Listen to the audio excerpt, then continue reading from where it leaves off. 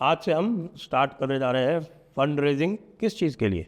Hindu legal support system के लिए। और ये हिंदू लीगल सपोर्ट सिस्टम कैसे चलेगा, क्या चलेगा, इसके यदि आपको डिटेल्स जानने हैं तो वो डिटेल्स आपको नीचे लिंक दिया हुआ है, उस लिंक को क्लिक करेंगे तो आपको पोर्टल पे ले जाएगा, वहाँ आपको सब मिल जाएगा। और इसके लिए बहुत सारे प्रसिद्ध जो लोग इन्वॉल्व हैं और जो लोग प्रसिद्ध भी हैं अपने अपने क्षेत्र में, ऐसे एडवोकेट्स हैं जो हमारे मेंटर्स भी हैं इस एफर्ट के। और इससे जो भी फंड इकट्ठा होगा वो इसी काम में, इसी नेटवर्क को बनाने में, स्ट्रेंथन करने में, एग्जिस्टिंग नेटवर्क्स को फंड करने में इसमें लगाया जाएगा। ये पहला फंड रेजिंग राउंड है और इसकी सफलता को देखते हुए फिर आगे का निर्णय लिया जाएगा।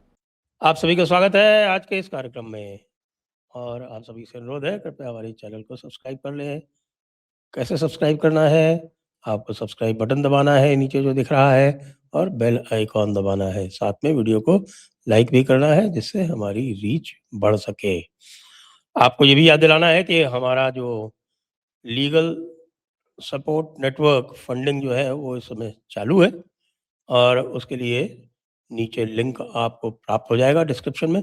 वहाँ जाके आप इसके लिए सारी डिटेल्स देख सकते हैं और यदि आपको लगता है कि ये एक अच्छा कार्य है तो कृपया इस पे योगदान करें। इस समय चुनाव की बातचीत तो काफ़ी हो चुकी है, लेकिन बंगाल का चुनाव जो था वो कोई साधारण चुनाव नहीं था। बंगाल का चुनाव जो था वो एक जियोपॉलिटिकल चुनाव भी था। उसका संपर्क, उसका संबंध और उसका संदर्भ जो है वो जियोपॉलिटिक्स से भी है। और इसी जियोपॉलिटिक्स का परिणाम था, मैंने आपको ये भी बताया था कि भाई देखिए, ट्रंप ने फोन करके मोदी जी को बंगाल में जीत के लिए बधाई दी। अब ये बड़ी विचित्र सी बात है और ये चीज़ें जो है ऑफ द कफ नहीं होती हैं। हाँ? आप यदि बंगाल के लिए उनको बधाई दे रहे हैं तो फिर इसका मतलब इसमें कुछ और है। अच्छा, फोन करके बधाई नहीं दी बल्कि व्हाइट हाउस ने बधाई दी। व्हाइट हाउस ने अपनी ब्रीफिंग में बधाई दी। तो व्हाइट हाउस ने अपनी ब्रीफिंग में बधाई दी, इसका अर्थ क्या है? अर्थ ये नहीं है कि ट्रंप बहुत प्रसन्न है कि मोदी जी बहुत शक्तिशाली हो गए। उनको समस्या है इस चीज़ से, क्योंकि सीआईए जो है वो यहाँ बांग्लादेश में, म्यांमार में, ये सब जगह बैठ के ये प्रयास कर रहा है कि भाई भारत के ऊपर किस तरह से लेवरेज बनाया जाए और भारत को चारों तरफ से घेर के रखा जाए, जिससे कि भारत जो उनकी दूसरी जो क्लाइंट स्टेट है पाकिस्तान, उसके ऊपर निगाहें तिरछी ना करे। लेकिन मामला तो गड़बड़ हो गया। और आप ये पूछेंगे कि मैं ये कह रहा हूँ कि भाई अग्नि 6 या जिसको वो कह रहे हैं कि भाई अग्नि 5 विद मर्व या अलग अलग तरह के नाम बता रहे हैं, उसका असली नाम है अग्नि 6, अग्नि 6। अग्नि 6 का लॉन्च जो है वो 9 मई को क्यों हुआ? आपको ध्यान होगा कि डीआरडीओ के जो चेयरमैन है वो लगभग 1-1.5 महीने पहले ये कह चुके हैं कि साहब कि हमारा तो सब कुछ तैयार है, जिस दिन सरकार जो है अनुमति देगी उस दिन हम लॉन्च कर देंगे। तो सरकार की अनुमति में इतना समय क्यों लगा? सरकार की अनुमति में समय इसलिए लगा कि सरकार ने ये जो अग्नि 6 का लॉन्च दिया है वो बंगाल इलेक्शन के बाद, ट्रंप के मैसेजिंग के बाद, वो ट्रंप को और चाइना को मैसेज दिया है कि भाई ट्रंप अंकल सुनो, हम ईरान नहीं हैं। तुम ईरान के ऊपर इसलिए हमला कर सके क्योंकि ईरान के पास कोई आईसीबीएम नहीं थी। ये जो अग्नि 6 है जिसके टेस्टिंग हुई है, जिसको अभी तक डीआरडीओ ने बिल्कुल पूरी तरह से खुलासा नहीं किया है, अग्नि 6 आईसीबीएम क्लास मर्व। मर्व क्या होता है? Multiple independently targeted re entry vehicles. अब ये री एंट्री व्हीकल क्या होती है भाई? अग्नि 6 यानी कि कोई भी जो बैलिस्टिक मिसाइल होती है, वो बैलिस्टिक मिसाइल का, बैलिस्टिक का मतलब होता है, जो बैलिस्टिक है ये एक ट्रैजेक्टरी है। ये जो बैलिस्टिक ट्रैजेक्टरी होती है ये पहले अंतरिक्ष में ले जाती है, जो कोई भी आपकी व्हीकल होती है, वो पहले अंतरिक्ष में जाती है और अंतरिक्ष में जो उसके वॉरहेड्स हैं, वो अंतरिक्ष में वहाँ से फिर रिलीज़ होते हैं और फिर वो री-एंट्री करते हैं एटमॉस्फेयर में। और उसकी भी टेक्नोलॉजी बड़ी कॉम्प्लिकेटेड होती है क्योंकि जब री-एंट्री होती है तो जो री-एंट्री व्हीकल्स होती हैं, जो वॉरहेड कैरी कर रही होती हैं, वो बहुत हीट अप हो जाती हैं, उनको भी कंट्रोल करके रखना पड़ता है, इसलिए वो सारी टेक्नोलॉजी जो है वो बहुत महत्वपूर्ण है। तो ये जो री-एंट्री व्हीकल्स है वो एक नहीं होगी, वॉरहेड एक नहीं होगा, इसमें मल्टीपल होंगे यानी 8 से 10 से 12 तक अलग-अलग होंगे। मान लीजिए पाकिस्तान पर टारगेट करना है, तो एक साथ पाकिस्तान की कोई 20-25 आपके 10-12 जो है वो टारगेट्स वो किए जा सकते हैं और जो री-एंट्री होती है वो हाइपरसोनिक बल्कि आप समझिए जब वो पहुँचता है अपने लक्ष्य पर तो उस समय तक उसकी जो स्पीड होती है वो लगभग 25 मैक की होती है यानी ध्वनि की 25 गुनी।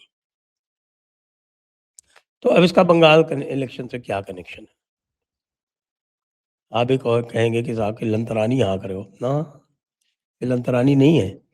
आपने देखा होगा कि लगातार कुछ दिनों से हम बातचीत कर रहे हैं कि किस तरह से ये जो बंगाल का इलेक्शन था ये मेक और ब्रेक था। इसमें जो इतना सभी ने मेहनत की, चाहे वो इलेक्शन कमीशन हो, सरकार हो, फोर्सेस हों, आपके पैरामिलिट्री फोर्सेस हों या फिर इवन सुप्रीम कोर्ट ने जिस तरह से इसको सपोर्ट किया, वो इसलिए है क्योंकि इससे देश की अखंडता जुड़ी हुई थी। ट्रम्प अंकल अगले हफ्ते क्या इसी हफ्ते बल्कि ये जो हफ्ता शुरू हुआ है, इसी हफ्ते चाइना जा रहे हैं। चाइना जो है वो बांग्लादेश में भी इंटरेस्टेड है और चाइना भारत को कंटेन करने में भी इंटरेस्टेड है और चाइना ये चाहता है कि बांग्लादेश उसका क्लाइंट स्टेट बन जाए। बांग्लादेश में इस समय कॉम्पिटिशन जो है वो अमेरिका और चाइना में है। अच्छा, अमेरिका के साथ प्रॉब्लम ये है कि अमेरिका बांग्लादेश को कुछ चाइना बांग्लादेश को कुछ सप्लाई नहीं कर सकता और अमेरिका जो है वो बांग्लादेश का बड़ा मार्केट है, तो उसका लीवरेज बांग्लादेश के ऊपर उस मार्केट को लेके है। उस मार्केट में ऊँच-नीच करके वो बांग्लादेश को ओबलाइज कर सकता है।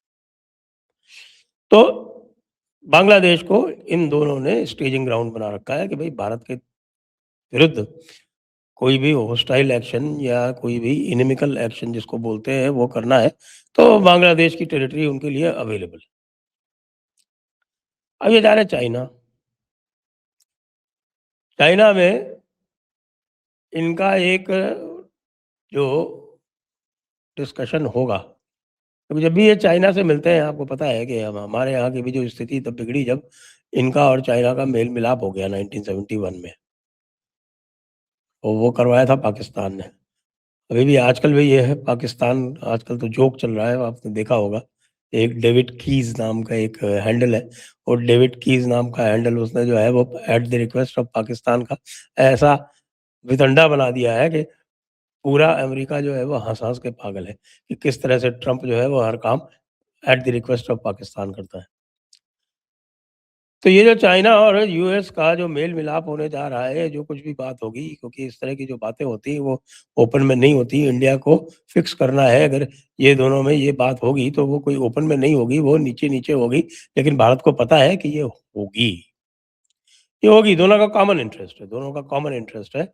चाइना ये कहता है कि साहब कि आप इंडिया को अलग-थलग रखिए, इंडिया को आप सपोर्ट मत कीजिए और ट्रंप कोई कर भी नहीं रहा है और इंडिया ने ये भी बता दिया है कि वो कोई अमेरिका के ऊपर आश्रित भी नहीं है। अमेरिका से हम कोई बहुत अधिक वेपन सप्लाई भी नहीं लेते। अमेरिका से कोई हम बहुत बड़ी टेक्नोलॉजी भी नहीं लेते। जो कुछ भी हम लेते हैं, वो वही टेक्नोलॉजी है, वही वेपन सप्लाई है जो अमेरिका दूसरों को भी बेच रहा है। हमारा अमेरिका का कोई सामरिक झगड़ा है नहीं, हमारा कोई जियोपॉलिटिकल कॉम्पिटिशन ऑस्टेंसिबली या ऊपर से जो दिखता हो वो है नहीं। ये अलग बात है कि अमेरिका घबराया हुआ है कि भई भारत उनकी बराबरी ना कर ले। तो ऐसे समय पर जब बंगाल इलेक्शन जीत लिया गया, बंगाल इलेक्शन जीते जाने के बाद अब भारत ने अमेरिका को और चाइना को दोनों को ये आईसीबीएम वाला टेस्ट करके संकेत दिया है कि भाइयों, चाइना तो पहले ही हमारी जद में है। चाइना तो हमारी जो आईआरबीएम है, इंटरमीडिएट रेंज जो अग्नि 5 है, 5000 प्लस किलोमीटर वाली, उसी की रेंज में है पूरा चाइना। चाइना का कोई भी ऐसा कोना नहीं है जो उसकी बैलिस्टिक मिसाइल की हमारी रेंज में ना हो। अब आपने आईसीबीएम क्लास का टेस्ट कर दिया। आपने यूएस को भी एक तरह से संकेत दे दिया कि भाई साहब, ये मत सोचना कि आप जो है हमारे साथ कुछ इधर-उधर कर गुजरोगे और बचे रहोगे, क्योंकि when the push comes to the shove, तो हमारे पास आईसीबीएम भी है। ये वही चीज़ है जिसके कारण आप नॉर्थ कोरिया को इतना भाव देते हो और नॉर्थ कोरिया से बाकायदा उनके प्रेसिडेंट से जाके वियतनाम में मिलते हो। वो आपका जो भय है, वो जो आपका एक रणनीतिक, कूटनीतिक एक दुष्चक्र आप बनाते हो, उसके कारण ही आपको नॉर्थ कोरिया से बात करनी पड़ती है। अब आप ये सोच लेना कि ये आईसीबीएम का टेस्ट हो चुका है। आपके सीआईए को तो पता ही है, हम पब्लिकली डिक्लेयर करें या ना करें। आपके सीआईए वालों को तो पता ही है, वो मॉनिटर कर रहे थे इसको। उनको अच्छी तरह से पता है कि ये एक आईसीबीएम है जो यूएस तक पहुँच सकती है। तो ये जो बंगाल का चुनाव हुआ है और बंगाल के चुनाव में भारतीय जनता पार्टी की जीत हुई है भाई साहब, ये देश काल परिस्थिति को पूर्ण परिवर्तित करने वाली जीत है। इसको इस परिप्रेक्ष्य में देखें। और ये जो मैंने आपको जियोपॉलिटिक्स के अप्स एंड डाउन्स और ये जो चेस गेम्स चल रहे हैं, उसके बारे में बताया है, उससे आपको बिल्कुल स्पष्ट समझ में आ जाएगा कि भई बंगाल चुनाव में जीत का और ये अग्नि 6 के टेस्ट का क्या कनेक्शन है। बहुत कुछ है। जो कुछ मैंने बताया है उस पर आप ध्यान देंगे तो पूरी तरह से समझ जाएँगे। जय हिंद, जय भारत, वंदे मातरम।